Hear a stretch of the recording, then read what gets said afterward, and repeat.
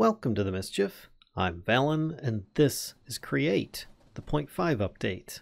Today I'm going to be teaching you a whole bunch about trains. For starters, I'm going to be teaching you how you can make your own train, the basics about tracks and running some basic schedules, as well as how you can have them interact with different signs and even work with signals so that they don't run into each other by accident. You should know trains can go into and travel through the Nether. This is pretty darn cool, if I do say so myself. Let me sit down in this seat here and we will just get this going a little bit. As you can see, I'm pulling the rest of this train right out of the Nether portal. It's really cool that this can happen. And when I stop, the doors on the train automatically open. If I press forward a little bit, it proceeds to just kind of close the doors and then open them again once I've stopped. I can also open and close the doors manually. It's really cool. Okay, where to begin? Well, actually, not with trains at all. You need to begin with train tracks. These can be easily automated in a different sequence. I'm not going to go over any of the automations in here because if you look up the recipe on these using the JEI mod or just enough items, you can find for yourself that it's pretty basic stuff. The recipe just consists of either zinc nuggets or iron nuggets being pressed a couple times into an andesite slab that is most likely on some sort of conveyor belt going through. And in the end, you get train tracks. After being stamped by one of these, a mechanical press. But tracks are really unique. They're extra wide. They're actually 3 blocks wide in comparison. If you look here, we've got 3 blocks. I place down one and voila, we have track. You'd think, all right, well, if I just keep clicking on the ground, I can place track that way and it will connect. Mostly. The difference is if I have some kind of angle and I place it here, it will go up like this. And if I try placing a track here, it looks kind of janky, but it's a little bit like it's connected. It doesn't actually connect. So do not do this.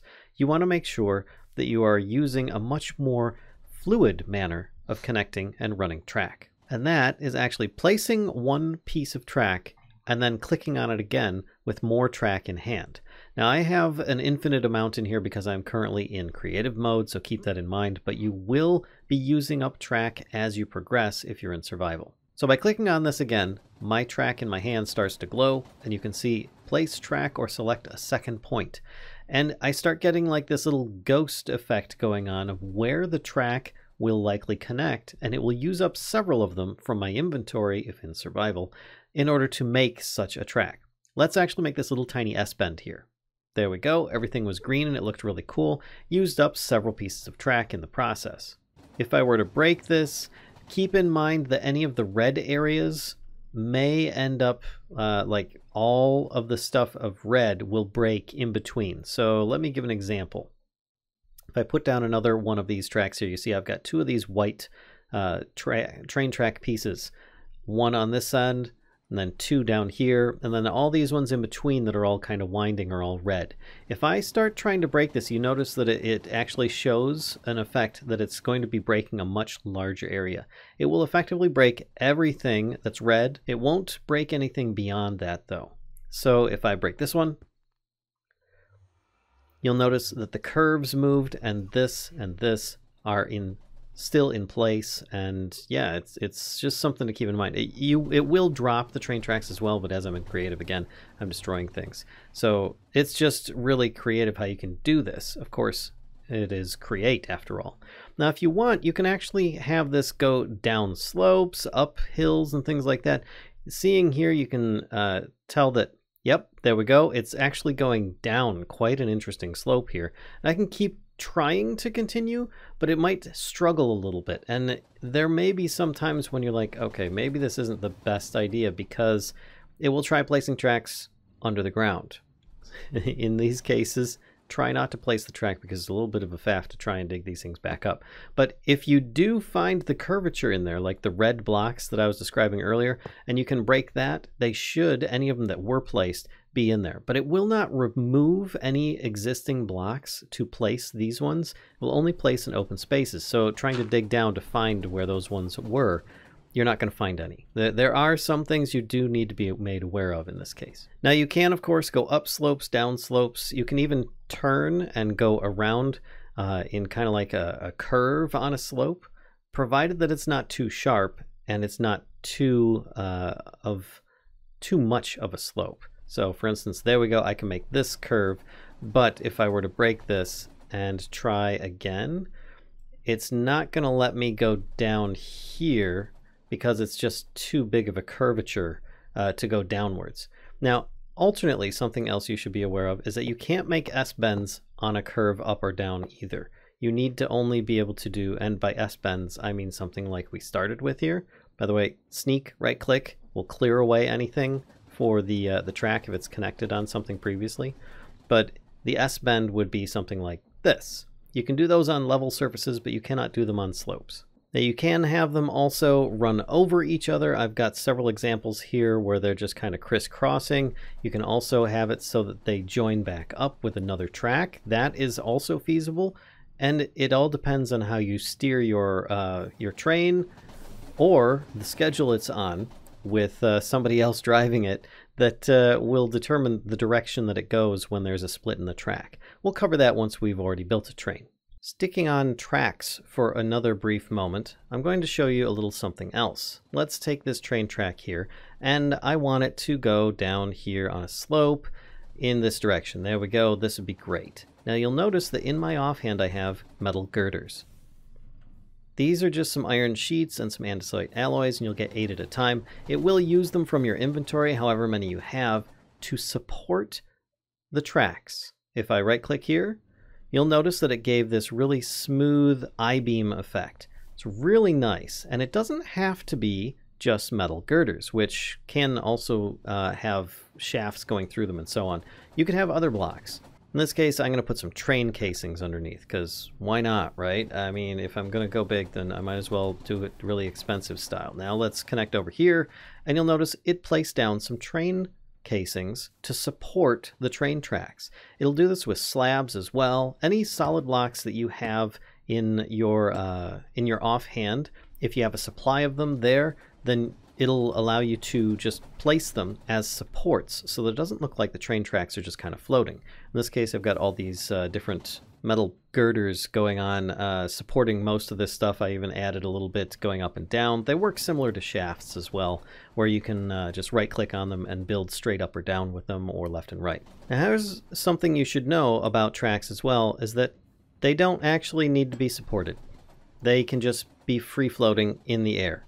And something else you should also be aware of is that while straight, they will support you in the middle. If you're off on the side, you will fall through. So where the rails are actually empty blocks. The support is in the center, but only where it's straight. If you go on a turn, you're not going to be supported for those at all. So you're going to want to keep that in mind and not always try running around on the tracks, because it won't always support you. And another thing about placing tracks is that sometimes the curve itself might be what you're looking for, maybe not. I mean, you see here it's kind of looking a little bit interesting, but I mean, maybe it's too sharp, maybe not. Maybe you're going to get run over by something while you're trying to show this to people. But let's take a look here, and when I press Control, it'll smooth it out a bit more so that it's a more rounded curve instead of as like straight and then sharp turn at the edge there. So this is another way of smoothing out your train tracks so that they look a little bit easier to work with, rather than having to place them the way that the original curve is. Let's move on to the train station.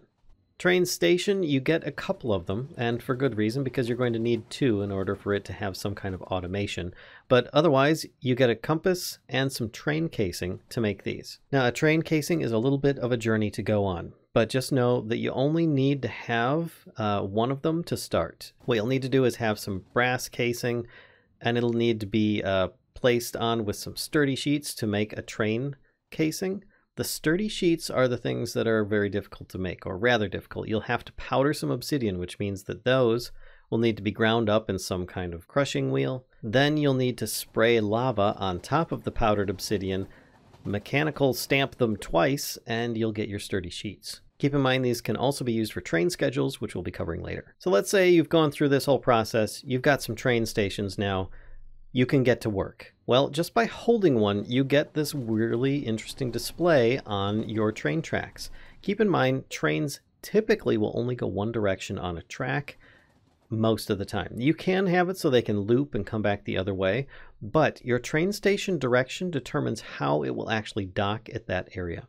So let's say that we want the train to go off in that direction. I'm just going to aim there, place down this train station next to it, and we're done. That's it. We've got a train station in place. Why do we even need this? Because this is how you actually create a train. You do it through the train station. By right-clicking on it, it says station is idle. You can create a new train just by clicking the button. You can even name this train station. We're going to call it Create 1 for now. Create new train. And it says here, train assembly, no bogies. Use train casing on highlighted tracks to create bogies. It can be a little bit confusing, but don't worry. We're just going to close the window for now. And you'll see that there is a little blue flag on here, which means that you are in a blueprint phase. So you're going to want to place bogeys in this position. What's a bogey, I hear you saying? It could be identified as a booger coming out of your nose, but for now we're calling it a train casing. By placing train casing down on one of these blue positions, you'll instantly make one of these small bogeys, as you see here, which is more or less just a train. It just can't do anything right now because it has no controls or seats or anything like that attached. You'll notice that there are several blue sections behind here. You can actually connect multiples of these together. By putting these together, you can feasibly hook these two bogeys together to make a bigger bogey. I know, I'm talking a lot of goobers here, but stick with me. And then a little further down, instead of putting it directly next to it, like I could here, I'm going to put this one block away. And then we'll have a car being pulled behind this train. So the first two here are actually going to make a train. If you try hooking up a third one to it, it's not actually going to work properly. There are ways around that, but let's not worry about it for now. At the moment, I've got a little bit of cut scorchia bricks. I'm just going to use these to connect these two together. There you go. We've got a train engine. And if you really want this to look a little bit more impressive, use your Create Wrench to change how it looks. And you can actually make it so that these, which they will actually cycle around like a locomotive style, instead of these ones which will just kind of spin effect. It will look a bit more impressive. Then this looks like it's just a car being dragged, and this one actually looks like it's giving the power. Feasibly, if you have train controls, any one of these could be the train itself. Doesn't really matter. Speaking of train controls, how do you make one of those? A lever, train casing, which we've covered, and a precision mechanism. This, of course, is going to be another project that you're going to need to do, and this will need to be processed 5 times, taking a golden sheet, smashing it down with a cogwheel, a large cogwheel, and then an iron nugget through a sequence, as it's called, typically sequenced assembly of some sort. And then you'll do it. Once it's completed 5 runs, you'll end up getting your precision mechanism. Using that, you can then make train controls. Having at least one of these on a train is going to be highly recommended. In fact, I think it's required. But it's not a bad idea to have 2 if you want to go backwards along the same track faster. Just by placing down train controls, this allows you to go full speed forward and slow speed backwards. By placing down controls on the other side or just facing the other direction, you can then go full speed in this direction as well, but you will have to change which controls you're using. So it's entirely up to you on how you want to do this. For now, I'm going to use both, just so that I can have them for demonstration. And then we're going to need one more thing. Well, technically we don't need it, but if you don't want to fall off the train, you're going to want to put down some seats. And yes, I'm serious. If you're not in a seat, there's a very good likelihood you're going to get flung from the train. So there we have it, right? 1 full train. Well, actually, you're going to need something else. Remember, you're going to need at least 1 or 2 blocks on there just to make it into a car or a train cart or something like that. You need to have something to identify that it's there. Next, we take some superglue. Now, if you're not familiar with the more recent versions of Create, superglue has changed. It is now a selectable area. You don't just put superglue on one surface and then stick something to it. Instead, you choose a block, and then you highlight the entire area that you want to glue. And done. There we have it. Our first train is set, and this one here, I actually don't need to glue. Reason being is that there's already some glue stickum on either sides of this small bogey connection. And because these are together on this create setup, and I placed this here, they will automatically connect once assembled. So it may not look like much right now, but let's see what we can do. If you want to see if it'll work, go ahead and click Assemble Train, but if it's missing some key parts, it will give you an error and tell you the things that you need. Otherwise, let's click Assemble, and we now have a train. We're going to name it Tester 1, and if you want, you can disassemble it and modify it again. You just need to have it docked at some kind of train station on a level surface.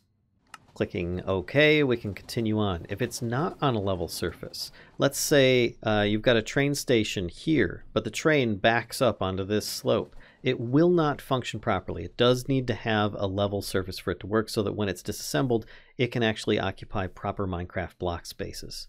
But with this in mind, let's click up here on the seat, and I now have the ability to continue moving, departing from track station. This is cool. All right. Yes, this is exactly how it works. And when you zoom out into F5 mode, you actually have a really good spacious view so you can see your train.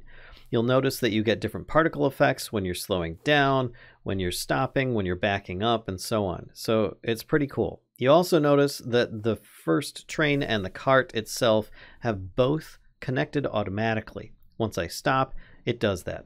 And you'll notice it also says something about hold space to approach track station. That's because I'm facing at the forward controls, and the station itself actually is aiming forward as well. So if I hold space, I'll automatically dock at the train station. You can see that with the red flag. If I go past this track station and then I want to back up, I'm actually pressing S instead. And I press this, I actually docked at the builder station, which is the station behind me, because that one, if I move forward, the arrow is actually aiming in the opposite direction. Now, if I wanted to, I could have another station on the opposite side. I don't believe that they can be on the same block as some other blocks can be, but you could then have two stations immediately, like one of them outbound, one of them inbound, or whatever you want to call them. They would function in a similar manner. And as before, if you want, you just jump in the other seat, or you stay in the same seat if you really want to. And you, as long as you can reach the carriage contraption controls, then you should be able to go in, the direction that you want that much faster. Then you just right click to let go, right click on this one, and you can go full speed in this direction.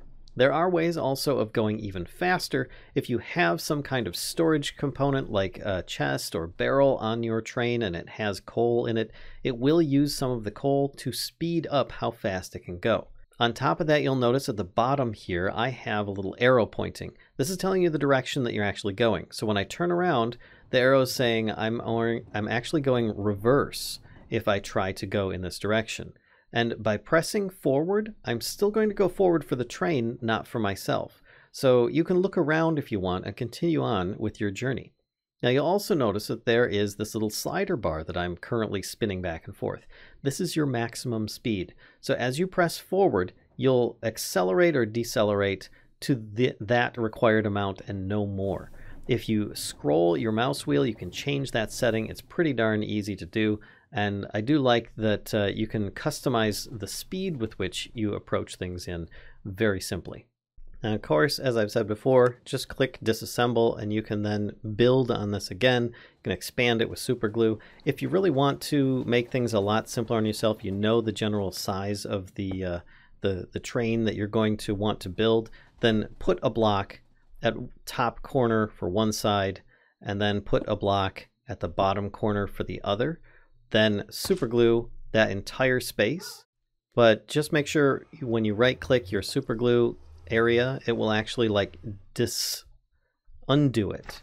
Just left click to punch and it should break that area. If I choose this, you'll notice it says selected blocks must be connected. You could always just grab a little bit more here, have these connected, then you can connect your entire contraption like this.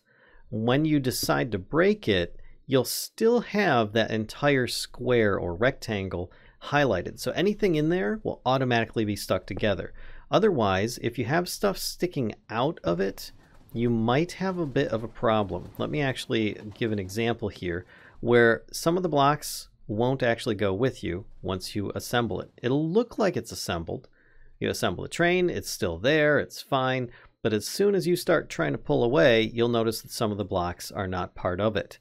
This could be a problem. So make sure, again, that you have everything glued before you leave your train station. And no, you don't have to have two different bogies here. You notice this says large bogey now because they're all connected. You don't have to have multiples. You can even have one. As if you notice here, this is just a single bogey that I currently have being run by our little friend, one of the Comment brothers. All right, so let's say that this train is actually in the way. Are you going to have to build like another second track nearby in order to do so? Not necessarily. As long as you have your wrench and some track, you should be able to actually make it work out the way that you want. Now in this case, I am actually going to put down a little bit of track just so that I can show this to you. And also, as a reminder, yeah, the sides where the rails are, you can actually have stuff poking up through it. It will not affect anything unless it sticks up into the train and could then injure the driver, possibly. But otherwise, it's, you know, only if the driver is down that low or could be suffocated from it or something. If I take my wrench and I right-click on this train, first, let's assemble it. Otherwise, it's not going to work. All right, train is assembled. I right-click. It says, click a track to relocate tester 1. Sneak click to abort. So if you notice here, I've got this big green line. This is the entirety of the train. So I could have it come over, boop, to here. That's simple. No, you cannot pocket these things like you could once upon a time. But this is just one way of quickly moving your train around. That's just moving it from one track to another. If you want, you notice it's facing the other direction. I could have it facing another direction. Let's aim this way. And then I'm going to click on it and I'm going to have it face this way, but obviously I need to make sure that there's enough space for the green line. There we go. So you can turn it around really easily just by right-clicking and aiming in the other way, and it'll take all connected contraptions, carriage contraptions along with it. One more thing I'm going to show you about this is how you can actually make it a little bit more immersive. So let's put down a campfire, because why not? And we're going to put down something above it just to show you that, yep, those smoke particles are going to get blocked if there's too much through here.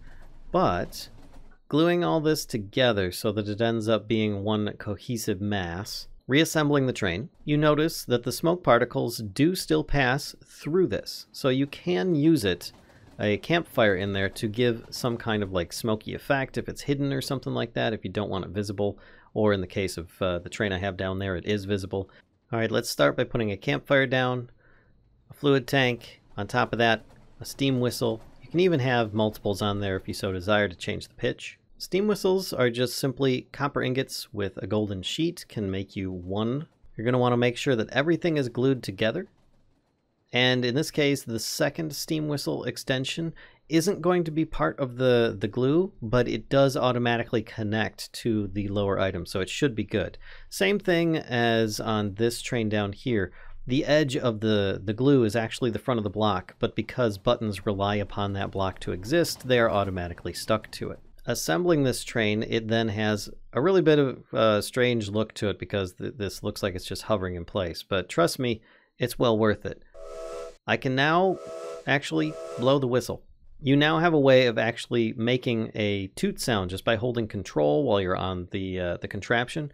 Alternately, the train will do it by itself if it's being scheduled to run. There we go. I'm going to leave that one off the rails for now because we're going to be moving into some of the other trains. And that should just about do it for this episode on Create Trains. I hope you enjoyed this video. If so, please be sure to give a like, comment, subscribe. Come visit us on Twitch. Don't be afraid to stop by and click the subscribe, notification, or just the follow button. Come and visit us. We stream regularly. Until next time, folks, I'll see ya.